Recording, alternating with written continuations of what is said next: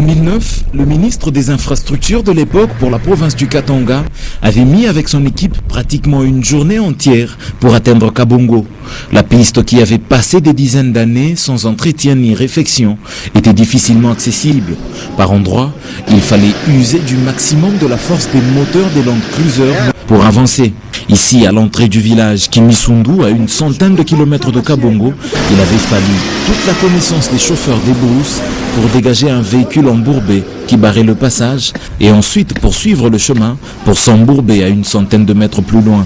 L'événement se passe à 17 h et la solution est trouvée à la tombée de la nuit. À ce jour, l'exact inverse se constate sur cette route longue de 200 km. L'office de route a réussi ici un exploit.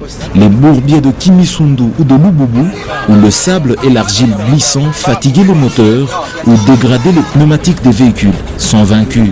La situation a donc changé. Témoignage. À cette réussite, il faut dire que le cantonnage manuel et pour beaucoup, des centaines d'habitants des villages environnants ont été recrutés pour assurer un entretien permanent de ces routes.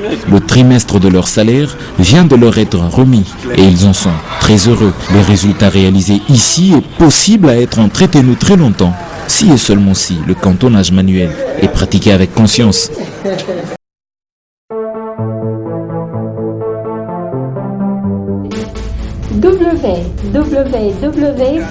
www.nyota.net, le Katanga vers le monde.